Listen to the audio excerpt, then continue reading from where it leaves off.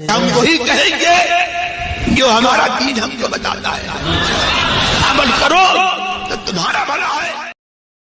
اللہم صلی علی سیدنا و شفیعنا و حبیبنا و مولانا محمد وبارک وسلم صلاۃ و سلام علیک یا رسول اللہ صلی اللہ تعالی علیہ وسلم۔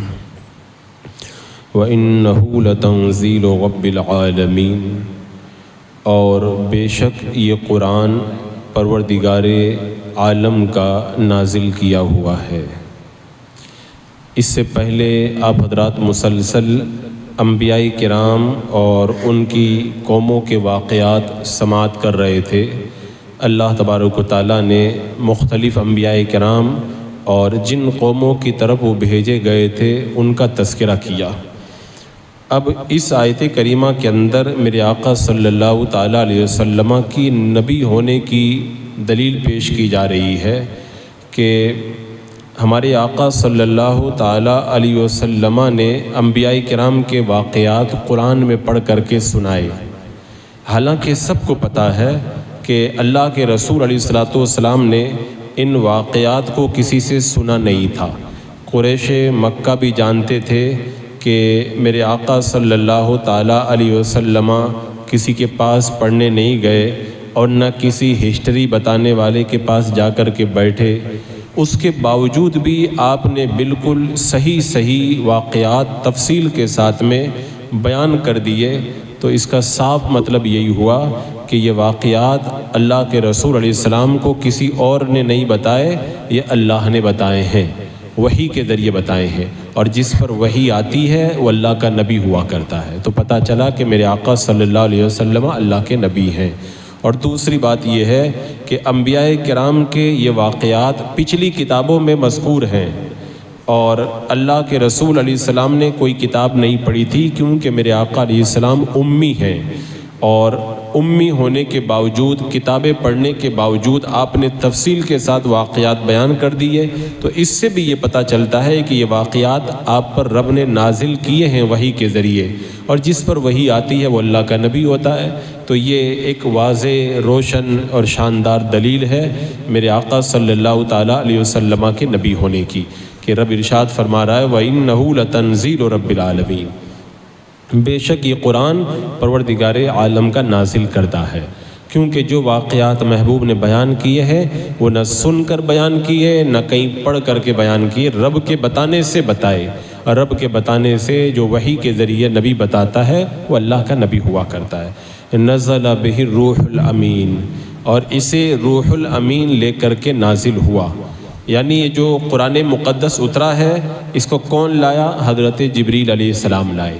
جبریل علیہ السلام کو روح الامین کیوں کہتے ہیں؟ اس لیے امین تو اس لیے کہتے ہیں کہ آپ انبیاء کرام کے پاس میں اللہ کی وحی پہنچانے کے امین ہیں۔ رب جو بھیجتا ہے صحیح طور پر اس کو نبیوں تک پہنچا دیتے ہیں، تو آپ امین ہوئے۔ اور روح آپ کو کیوں کہتے ہیں؟ روح اس لیے کہتے ہیں کہ آپ مکلفین کے قلوب کی حیات کا سبب ہیں، یعنی آپ کے ذریعے نور معرفت اور نور طاعت سے دلوں کو زندگی ملتی ہے، روح ملتی ہے، اس لیے آپ کو روح کہا جاتا ہے۔ اور دوسری وجہ یہ ہے کہ جبریل علیہ السلام کا جسم جو ہے وہ روح کی طرح لطیف ہے، اور ایسے ہی روحانی ملائکہ بھی روح سے پیدا کیے گئے، لہذا حضرت جبریل علیہ السلام جب فرشتوں کے سردار ہیں تو آپ کو روح کہا گیا۔ تو یہ روح الامین لے کر کے قرآن نازل ہوا کرتے ہیں۔ حضرت جبریل علیہ السلام نے یہ قرآن اتارا، اپنے رب کی طرف سے لا کر کے محبوب علیہ السلام تک پہنچایا، تمہارے دل پر، تاکہ تم جو ہے وہ ڈرانے والوں میں، من المنذرین، تاکہ تم ڈرانے والوں میں سے ہو جاؤ۔ یعنی اللہ تبارک و تعالیٰ نے آپ کو منذرین میں سے بنایا، آپ لوگوں کو ڈر سنانے والے ہیں، اور لوگوں کو اللہ کی طرف سے پیغام حق پہنچا کر دعوت دینے والے ہیں، اور اگر قبول نہ کرے تو اللہ کے عذاب سے ڈرانے والے ہیں۔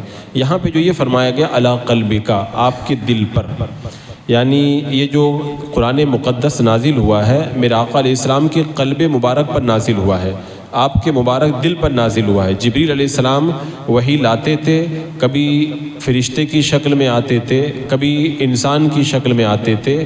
اگر احکام شریعہ حلال اور حرام کے بارے میں کچھ آیتیں اترتی تو آپ انسانی شکل میں آتے، اور اگر عشق و محبت اور عارفانہ اور راز کی باتیں ہوتی تو آپ فرشتے کی شکل کے اندر نازل ہوا کرتے تھے۔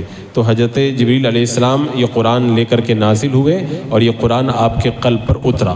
باقی انبیاء کی جو کتابیں ہیں، ان کے جو صحیفے ہیں، ان کو نازل کیا گیا صحیفوں کی شکل میں، دل پر نہیں نازل کیا گیا، اور میرے آقا پہ جو قرآن اتارا گیا وہ دل پر نازل کیا گیا۔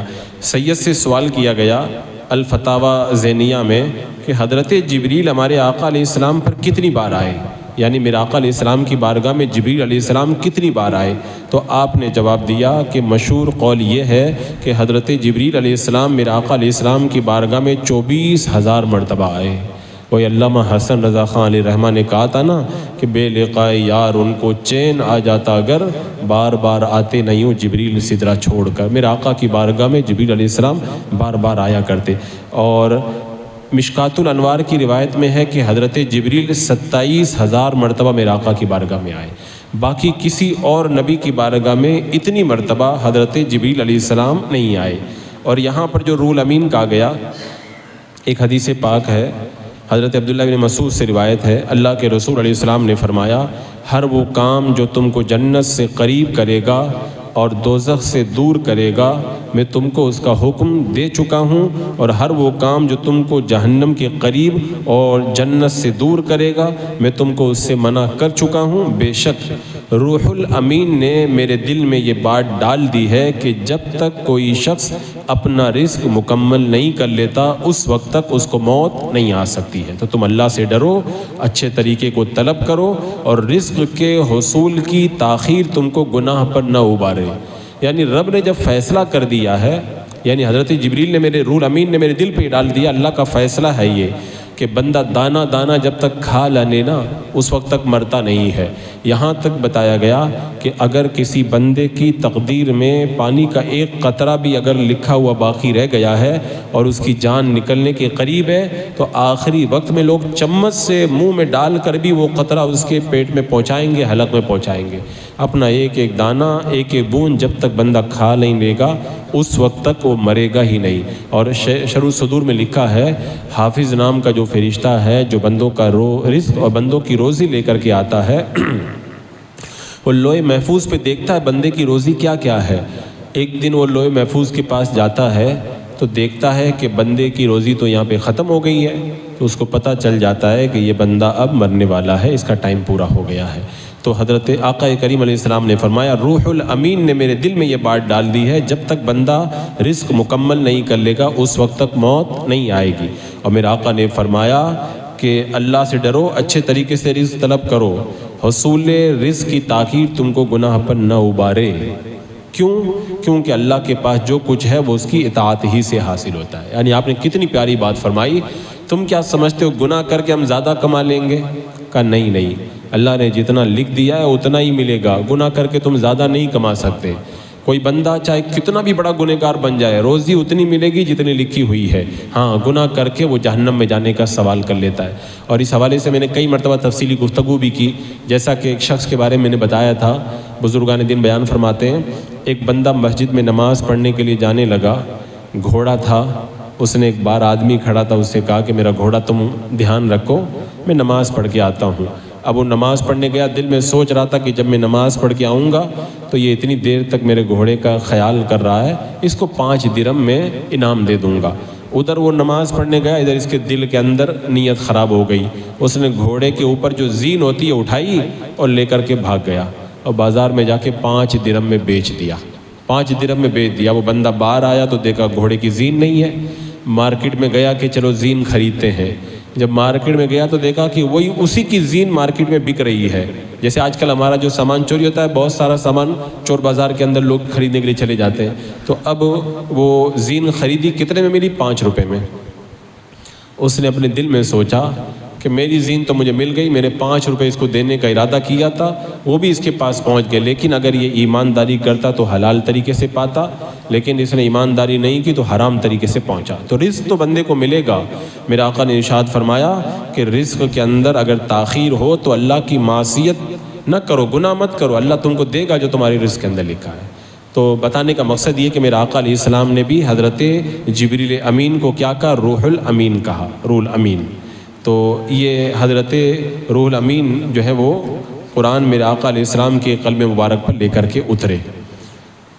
اور یہاں پر کچھ علماء نے تفصیلات بھی بیان فرمائی کہ حضرت جبریل الفاظ قرآن کو لے کر کے نازل ہوتے تھے۔ اس سے پہلے قرآن لوح محفوظ سے بیت العزت کی طرف نازل ہو چکا تھا۔ جب یا پھر جبریل علیہ السلام کو قرآن مجید کو نازل کرنے کا حکم دیا جاتا تو اس کو لوح محفوظ سے وہ لے لیا کرتے تھے اور لے کر کے میرے آقا علیہ السلام کی بارگاہ میں آتے، اور یا پھر اللہ کی طرف سے انہیں قرآن عطا کیا جاتا، وحی کی جاتی، وہ لے کر کے میرے آقا علیہ السلام کی بارگاہ میں حضرت جبریل علیہ السلام حاضر ہو جایا کرتے تھے۔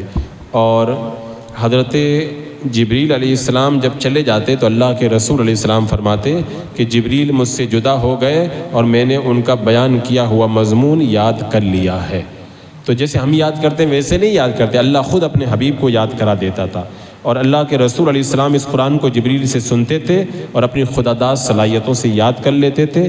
قرآن کے نازل ہونے کے وقت چونکہ قرآن آپ کے دل پہ نازل ہوتا تھا، اور رب نے فرمایا لو انزلنا هذا القرآن على جبل لرأيته خاشعا متصدعا من خشیۃ اللہ، یہ قرآن اگر پہاڑ پہ اترتا نا، پہاڑ ٹکڑے ٹکڑے ہو جاتا، تو دل مصطفیٰ جان رحمت کے قلب پہ قرآن جب نازل ہوتا تو آپ شدید سردی کا موسم، ٹھنڈک کا موسم ہوتا، پھر بھی آپ کو پسینہ آ جاتا، اور بعض لوگ یہ سمجھتے تھے کہ آپ پر جو ہے وہ گشی طاری ہو جاتی، حالانکہ وہ وحی کی ایک ہیبت ہوا کرتی تھی۔ حضرت حارث بن ہشام کہتے ہیں کہ میں نے اللہ کے رسول علیہ السلام سے پوچھا آپ کے پاس میں وحی کیسے آتی ہے؟ تو اللہ کے رسول علیہ السلام نے فرمایا کبھی مجھ پر وحی گھنٹی کی آواز کی طرح آتی ہے اور یہ مجھ پر بہت سخت ہوتی ہے۔ یعنی جب گھنٹی کی آواز کی شکل میں جب وحی آتی تھی نا تو بہت جو ہے وہ شدت محسوس ہوتی تھی۔ اور حضرت انس کہتے ہیں اللہ کے رسول علیہ السلام ہمارے درمیان تشریف فرماتے، اچانک آپ کو اونگ آ گئی، پھر آپ نے سر اٹھایا، مسکرانے لگے۔ ہم نے پوچھا یا رسول اللہ آپ کیوں مسکرا رہے ہیں؟ آپ نے فرمایا ابھی مجھ پر ایک سورہ نازل ہوئی ہے، پھر آپ نے پڑھا انا اعطیناک الکوثر فصل لربک وانحر ان شانئک هو الابتر۔ تو اس طرح سے آپ پر قرآن نازل ہوا کرتا بلسان عربی مبین۔ بے شک اچھا یہاں پہ جو یہ فرمایا گیا کہ وَإِنَّهُ بِلِسَانٍ عَرَبِيٍّ مُبِينٍ وَإِنَّهُ لَفِي زُبُرِ الْأَوَّلِينَ، کہ یہ روشن عربی زبان کے اندر اترا ہے، تم صاحب عربی زبان کے اندر اترا ہے، اور یہ وَإِنَّهُ لَفِي زُبُرِ الْأَوَّلِينَ، بے شک اس کا شہرہ اگلی کتابوں میں ہے۔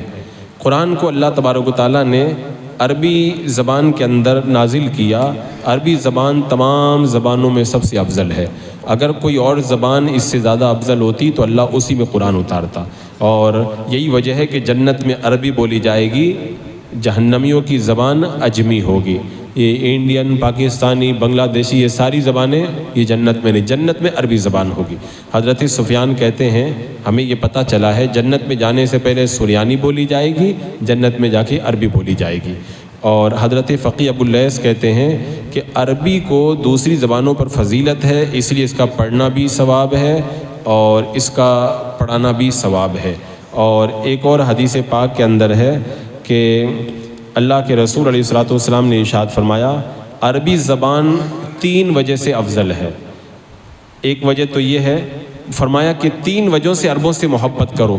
پہلی کیونکہ میں عربی ہوں، دوسرا قرآن بھی عربی ہے، تیسرا جنتیوں کی زبان بھی عربی ہے۔ تو فرمایا 3 وجہ ہیں، لہذا تم لوگ کیا کرو، عربوں سے محبت کرو۔ تو قرآن کو اللہ نے نازل کیا صاف صاف عربی زبان میں۔ صاف صاف عربی زبان کا مطلب یہ ہے ایک دم واضح طور پر وہ اپنے معنی پر دلالت کرتی ہیں، اس میں کوئی شک و شبہ نہیں رہتا۔ کیوں؟ اگر کچھ وہ ایسی عربی ہوتی جو لوگوں کو سمجھ میں نہیں آتی تو کہہ دیتے کہ ہم تو سمجھ ہی نہیں پائے تو اس کے اوپر عمل کیا کریں گے۔ اسی وجہ سے جو ہے وہ یہ صاف عربی کے اندر اللہ نے قرآن کو نازل فرمایا ہے۔ اور اس کے بعد میں فرمایا وَإِنَّهُ لَفِي زُبُرِ الْأَوَّلِينَ، بے شک اس کا شہرہ اگلی کتابوں میں ہے۔ اس کا جو ہے وہ شہرہ اگلی کتابوں میں ہے. اس کا مطلب کیا ہوا؟ یعنی قرآن پاک کے جو مضامین ہیں وہ پہلے انبیاء کرام کی کتابوں میں موجود ہیں. اس کے اندر اللہ کی توحید وغیرہ کے بارے میں یا جو قصے موجود ہیں وہ سب پہلے اللہ نے بیان کر دیے. ہاں وہ چیزیں جو صرف جو ہے اس امت کے ساتھ خاص ہے وہ پہلی کتابوں کے اندر موجود نہیں تھی، وہ صرف اس امت کے لیے ہے. اس کے بعد میں رب نے ارشاد فرمایا اولم یکن لہم آیۃ ان یعلمہ علماء بنی اسرائیل، کیا یہ ان کے لیے علامت نہ تھی کہ اس نبی کو بنی اسرائیل کے علماء جانتے ہیں؟ یعنی اگر ان کو کچھ نبی کے بارے میں شبہ ہے تو ان کو خود کو غور کرنا چاہیے کہ میرے آقا صلی اللہ تعالیٰ علیہ وسلم پر کون کون ایمان لائے. عبداللہ بن سلام ایمان لائے، سلمان فارسی ایمان لائے، عدی بن ابی حاتم ایمان لائے. یہ بڑے بڑے یہودی علماء تھے، انہوں نے آسمانی کتابیں پڑھی تھی یا آسمانی کتابوں میں میرے آقا علیہ السلام کی صفات پڑھتے تھے. تو یہ جب ایمان لائے تو اس کا مطلب یہ ہے کہ یہ نبی سچے ہیں. مکہ والوں نے مدینہ کے یہودیوں کے پاس میں کچھ لوگوں کو بھیجا کہ اللہ کے رسول کے نبی ہونے کے بارے میں سوال کرو. جب یہ مکہ والے پہنچے مدینہ میں، یہودیوں سے پوچھا نبی کے بارے میں، تو یہودیوں نے کہا وہ اس زمانے کے نبی ہیں اور ہم کو توریت میں ان کی صفت معلوم ہے، ہم توریت میں پڑھتے ہیں، ہمیں معلوم ہے کہ یہ اللہ کے نبی ہیں. لیکن اپنی ضد اور ہٹ دھرمی کی وجہ سے وہ لوگ ایمان نہیں لائے. حضرت عبداللہ بن عباس کہتے ہیں کہ حضرت عبداللہ بن سلام علماء بنی اسرائیل میں سے تھے اور وہ ان کو افضل جانتے تھے. اللہ کے رسول علیہ السلام کی کتاب پر وہ ایمان لائے. تو اس کا مطلب ہوا کہ جو پچھلی کتابیں پڑھنے والے ہیں وہ میرے آقا کو پہچانتے ہیں. وَلَوْ نَزَّلْنَاهُ عَلَى بَعْضِ الْعَجَمِينَ فَقَرَأُوا عَلَيْهِمْ مَا كَانُوا بِهِ مُؤْمِنِينَ. اور اگر ہم کسی عجمی آدمی پر نازل کرتے پھر وہ انہیں پڑھ کر سناتا تو بھی یہ ایمان نہ لاتے. یعنی اللہ تعالیٰ فرماتا ہے ہم نے عربی میں قرآن اتارا، تو عربی میں تو یہ خود پڑھ کے جان سکتے ہیں کہ یہ کسی انسان کا بنائے وہ کلام نہیں. اگر ہم یہ قرآن عربی زبان کے اندر نازل نہ کرتے بلکہ عجمی زبان میں نازل کرتے تو یہ لوگ بہانہ بنانے لگ جاتے. یہ لوگ کیا بہانہ بناتے کہ یہ زبان تو ہماری زبان ہی نہیں ہے، ہم ان کی بات کو سمجھ ہی نہیں پاتے، تو ہم پھر ان کے اوپر ایمان کیسے لائیں. اب ان کی ہٹ دھرمی دیکھو. عربی میں قرآن نازل ہوا تو کبھی جادو کہہ دیا، کبھی شعر و شاعری کہہ دیا، کبھی قصہ کہانی کہہ دیا. رب فرماتا عربی میں جب تم اتنا اعتراض کر رہے ہو، اگر میں قرآن کو عجمی میں نازل کرتا تو یہ لوگ کہتے کہ عربی زبان تو یہ اچھی طرح بول ہی نہیں پاتے ہیں، ان پر ہم کیسے ایمان لے کر کے آئیں. تو یہ ان کو ادھر نہ ایمان لانا تھا نہ ادھر ایمان لانا تھا. تو بہرحال یہ ان کی ضد تھی، ان کی ہٹ درمی تھی. رب نے فرما دیا یہ لوگ ایمان لانے والے نہیں تھے. یہ لوگ کس کا انتظار کر رہے ہیں، کس عذاب کا انتظار کر رہے ہیں، اس کو اللہ تبارک و تعالیٰ نے آنے والی آیتوں کے اندر بیان فرمایا. بسم اللہ الرحمن الرحیم. اللہم صلی علی سیدنا مولانا محمد مبارک وسلم صلاۃ و سلام علیک یا رسول اللہ. یا اللہ یا رحمان یا رحیم العالمین. اپنے محبوبین کے صدقے میں اعمال صالحہ کی توفیق عطا فرما. قرآن کے نور سے ہمارے سینوں کو معمور فرما. ایمان پہ زندگی، ایمانی پر خاتمہ عطا فرما. ربنا تقبل منا انک انت السمیع العلیم وتب علینا انک انت التواب الرحیم. ان اللہ وملائکتہ یصلون علی النبی یا ایھا الذین آمنوا صلوا علیہ وسلموا تسلیما. اللہم صلی علی سیدنا و شفیعنا و حبیبنا مولانا محمد وبارک وسلم صلاۃ و سلام علیک یا رسول اللہ. سبحان ربک رب العزۃ عما یصفون وسلام علی المرسلین والحمد للہ.